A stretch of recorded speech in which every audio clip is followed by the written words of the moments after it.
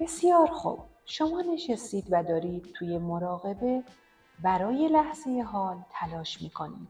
یه دفعه بدنتون آشفته میشه، عصبانی میشه، میخواد بلند شه، میخواد حرکت کنه، میخواد بره و بیشتر آدما همینجا ولش میکنن. ما پی بردیم که اگه بدنتون رو بنشونید و برش گردونید به لحظه حال، در واقع دارید بهش میگید که تو دیگه ذهن نیستی، من ذهن هستم و این یه پیروزیه. بدنتون میگه من باید برم، باید بلند شم، کار دارم. متوجه هستی؟ بعد میگه گوشیم کجاست؟ باید فلانی رو ببینم، باید فلان کار رو انجام بدم، شامو کجا برم؟ باید خودتون رو بگیرید و بدنتون رو برگردونید به لحظه حال. با این کار دارید اراده‌ای از خودتون نشون میدید که از اون برنامه بزرگتره. مثل رام کردن یه حیوونه. بهش یاد میدید چجوری بشینه و دیر یا زود تسلیم این ذهنیت جدید میشه. و وقتی شد انرژی آزاد میشه. ما داریم بدنمون رو از بند گذشته آشنا و آینده قابل پیش بینی آزاد میکنیم و بدنمون وارد ناشناخته ها میشه و بیولوژی بدن جوری شرطی شده که ناشناخته ها رو یک مکان خطرناک میدونه. اگه از ناشناخته ها فرار کنید، شانس بقاتون بیشتر میشه. دنیای ناشناخته ها غیر قابل پیش بینی، غیر قطعیه و یه مکان ایدئاله. فقط باید یاد بگیریم که قلبمون رو ریلکس کنیم و مغزمون رو بیدار نگه داریم. و ما روی این کار میکنیم. پس برای اینکه تغییر کنید، برای اینکه از محیط بزرگتر باشید، از بدن بزرگتر باشید، برای اینکه از بدن بزرگتر باشید، باید وقتی به زندگی عادی برمیگردید توی همون محیط یکسان باید فکر، عمل و احساس متفاوتی داشته باشید. متوجه شدید؟ خب گفتیم آینده قابل پیش بینی جزء شناخته هاست. گذشته آشنا جزء شناخته هاست و لحظه حال جزء ناشناخته هاست. گفتیم تغییر کردن یعنی اینکه از بدنتون بزرگتر باشید، از محیط بزرگتر باشید و از زمان بزرگتر باشید. بنابراین میتونیم بگیم حالا که محیط اینقدر تحریک کننده است، بهتره چشمامونو ببندیم و با محیط بیرونی قطع ارتباط کنیم تا بتونیم برای خودمون فکر کنیم. اینا رو متوجه میشید؟ باید چشماتونو ببندید. چشم‌ها 80-90% اطلاعات حسی مغز رو تولید میکنن و حالا این دفعه دیگه از محیط بیرون هوشیار نیستید. موسیقی هم پخش میکنیم تا فضا رو پر کنه. اونقدر توی درونتون غرق میشید که یادتون میره توی این اتاقی. متوجه شدید؟ به بغل دستیتون فکر نمی کنید، به آدم‌های توی زندگیتون فکر نمی کنید، به هیچی فکر نمی کنید. دارید بر محیط غلبه می کنید. نه خوردنی هست، نه بوییدنی، نه چشیدنی، نه تجربه‌ای و نه لمس کردنی و حالا دنیای درونتون میتونه واقعی تر از دنیای بیرونتون بشه. فرایندش اینه. بنابراین باید به بدنتون یاد بدید که توی لحظه حال باشه و روش کار کنید و تمرین کنید و کار کنید. چیزی به اسم مراقبه بد وجود نداره. فقط دارید بر خودتون غلبه میکنید. تغییر کردن، بزرگتر شدن از بدن، محیط و زمانه. مراقبه دقیقاً یعنی همین. چشمامونو میبندیم. با محیط قطع ارتباط میکنیم. از بدنمون عبور میکنیم. زمان رو فراموش میکنیم و در این کارگاه دقیقاً همین رو تمرین میکنیم. ما پی بردیم که وقتی شما بی بدن و به عنوان هیچ کس، هیچ چیز وارد لامکان و لازمان میشید. در اینجاست که وارد ناشناخته ها میشید. شما دارید از سوراخ سوزن رد میشید تا وارد اون میدان یک پارچه نامرئی بشید که در ورای حواس ما وجود داره و بهش میگن میدان کوانتومی. ما قراره یاد بگیریم چجوری بهش وصل بشیم. چند نفر اینجا باور دارن که میدان کوانتومی وجود داره؟ باور داری؟ درسته؟ این میدان کوانتومی یه میدان نامرئی هوشمنده که در ورای مکان و زمان وجود داره. اونجا نه آدمی، نه شیئی، نه چیزی، نه مکانی، حتی زمان هم وجود نداره. خب برای اینکه به این میدان هوشمند نامرئی وصل بشید حتما قبول دارید که توجهتون هر جا باشه انرژیتون هم همونجاست. متوجه هستید؟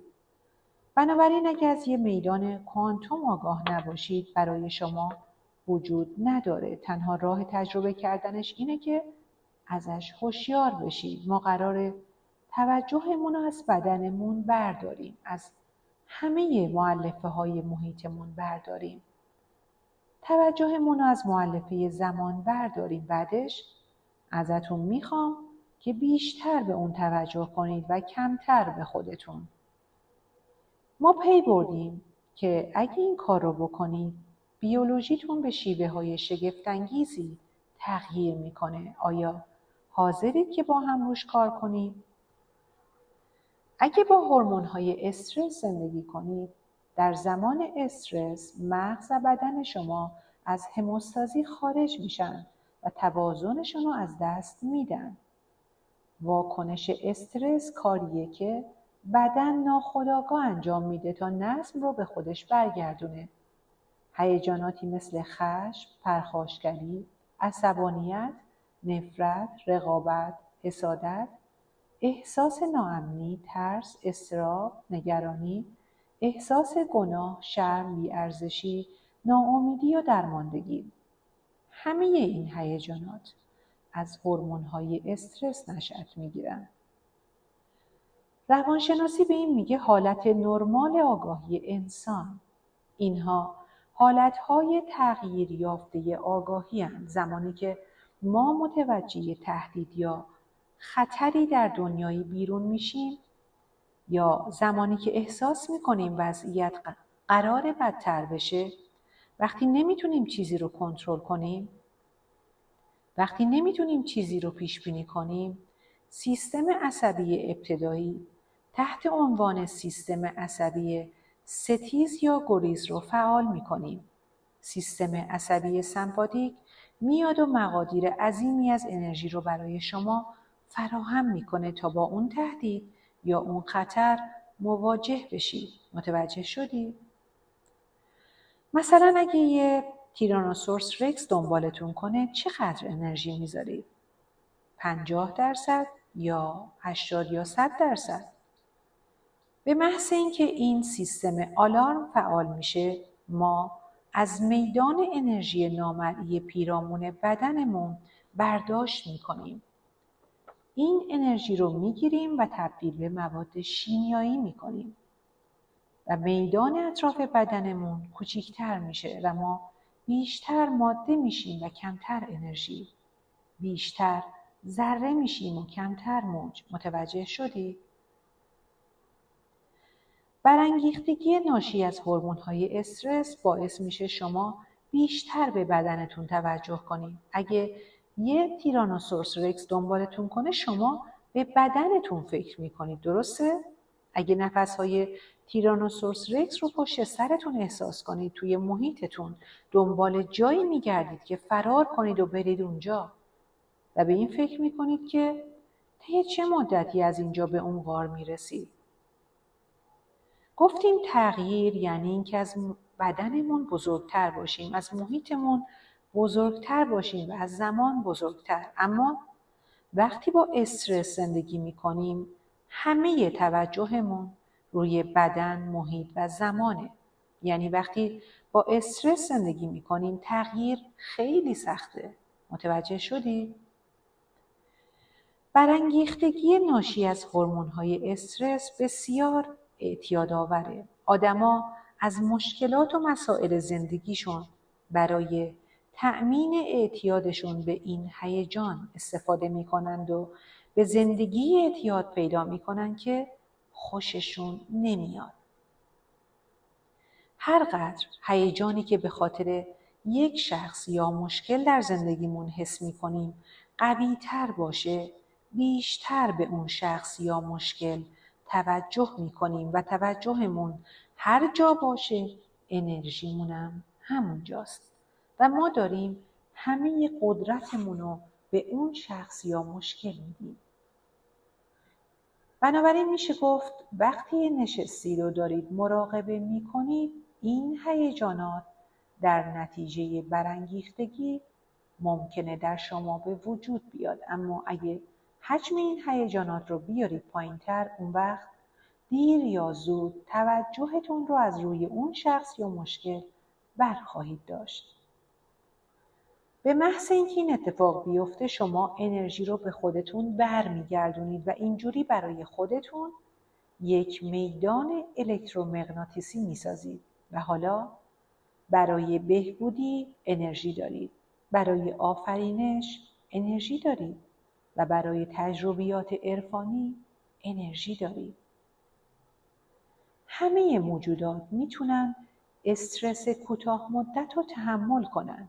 یه گوره خر وقتی شیر دنبالش میکنه اگه از دست شیر فرار کنه بعدش برمیگرده به چرا. اما ما فقط با فکر کردن این واکنش رو فعال میکنیم. کافیه به مشکلات یا خاطرات گذشته‌تون فکر کنید. یه دفعه میبینید واکنش استرس فقط با فکر کردن روشن شد. اگه به هورمون‌های استرس اعتیاد داشته باشید ممکنه به افکار خودتون اعتیاد پیدا کنید. متوجه هستید؟ این یه فکت علمیه که تأثیر دراز مدت هورمون‌های استرس باعث برخی تغییرات ژنی و ایجاد بیماری میشه. حالا که شما میتونید فقط با فکر کردن هم واکنش استرس رو روشن کنید، میشه گفت افکارتون واقعاً میتونن شما رو مریض کنن و اگه افکارتون بتونن شما رو مریض کنن، آیا این امکان وجود داره که بتونن شما رو خوب کنن؟ آیا با من موافقی؟